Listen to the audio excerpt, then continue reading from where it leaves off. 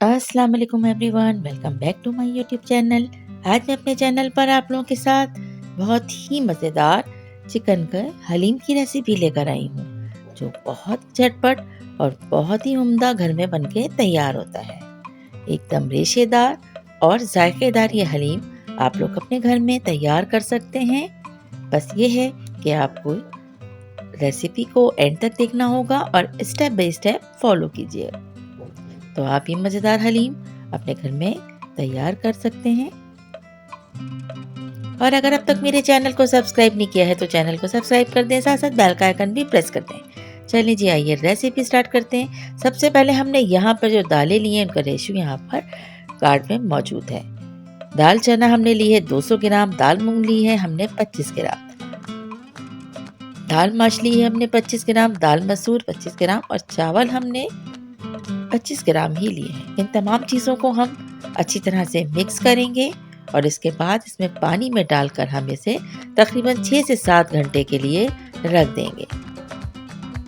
इस तरह से ये दालों का रेशियो आपने भी लेना है जिस तरह से मैंने लिया है, तो ये मज़ेदार सा हलीम, जायकेदार सा हलीम आप लोग तैयार कर सकेंगे।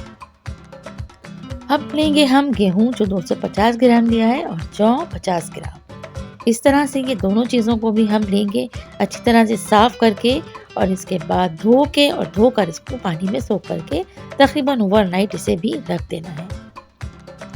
यहाँ पर जो हम हलीम चिकन का तैयार कर रहे हैं उसमें हमने चिकन लेग पीसेस ली हैं, जिसको हमने मेजर किया तो ये तकरीबन 700 ग्राम के करीब है। सबसे पहले हम कुक करेंगे चिकन को और हमने यहाँ पर 2 टेबल स्पून लहसुन अदरक लिया है और तमाम चिकन के पीसेस को हम ऐड कर लेंगे लहसुन अदरक के साथ और उसके बाद इसे बहुत अच्छी तरह से हम तकरीबन 1 से 2 मिनट तक फ्राई कर लेंगे। चिकन को फ्राई करना है कलर चेंज होने तक। इसके बाद हम इसमें तकरीबन हमने यहाँ पर 3 दरमियाने साइज की प्याज को रफली चॉप करके ऐड किया है। प्याज को ऐड करने के बाद अब हम इसमें स्पाइस ऐड करेंगे। हल्दी हमने यहाँ पर 1 टीस्पून भर के ऐड की है।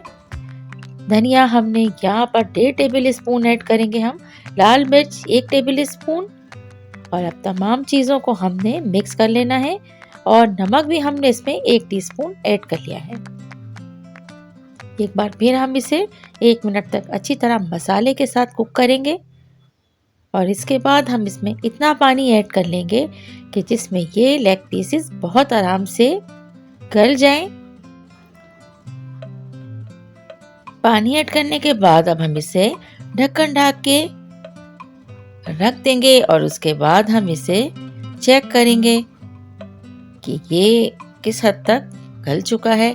यहाँ पे देख सकते हैं कि पानी बिल्कुल इसमें अब ड्राई होना स्टार्ट हो गया है, तो हम इसी स्पून की मदद से इस तमाम चिकन के पीसेस को मैश करेंगे और मैश करते करते इसे हम कुक भी करते जाएंगे ताकि जो एक्स्ट्रा इसमें पानी नज़र आ रहा है वो बिल्कुल खुश्क हो जाए।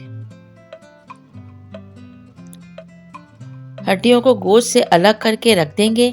इसके बाद अब हम यहाँ पर जौ और गेहूं को तकरीबन 2 लीटर पानी के साथ हाफ टी स्पून हल्दी और हाफ टी स्पून ही इसमें लाल मिर्च पाउडर ऐड करेंगे और बस इसे कुक होने के लिए धीमी आंच पे छोड़ देंगे। और याद रखिएगा कि ये मैंने तमाम चीज़ों को प्रेशर कुकर में नहीं पकाया है, बस इसको धीमी आंच पे रखा है। इस तरह से अब हम 1.5 लीटर पानी में दालों को भी रखेंगे और यहाँ पर भी हम एक हल्का सा स्पाइस इसमें ऐड करेंगे। लहसुन अदरक का पेस्ट इसमें हमने डाला है हाफ टी स्पून, हल्दी पाउडर 1 टीस्पून, लाल मिर्च पाउडर 1 टीस्पून। ठीक है, इसके बाद अब हम इसे भी कुक होने के लिए रख देंगे और उस वक्त तक हमें इसे कुक करना है कि दालें बिल्कुल सॉफ्ट हो जाएं।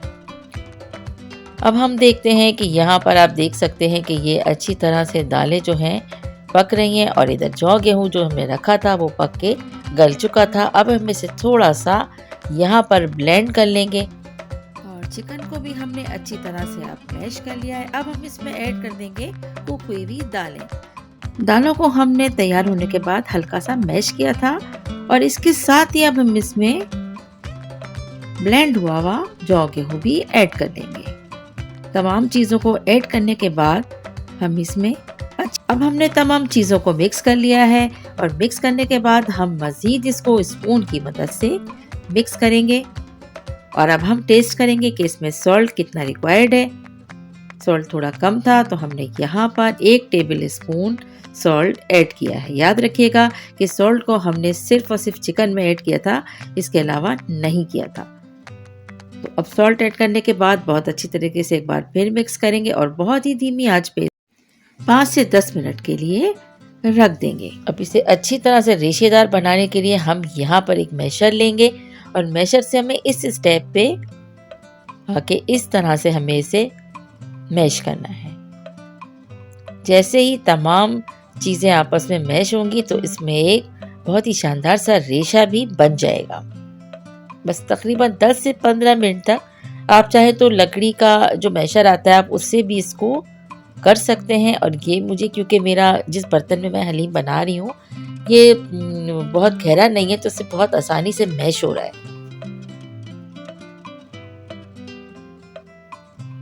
और बहुत धीमी आंच पे हमें इसको कुक करना है। और अब आप ये देखिए कि ये ऑलमोस्ट अब डन है। अब हम इसमें ऐड कर लेंगे गरम मसाला और एक बड़ी सी प्याज को हमने बारीक स्लाइस में कट किया है और हाफ कप ऑयल के साथ एक बघार तैयार करेंगे।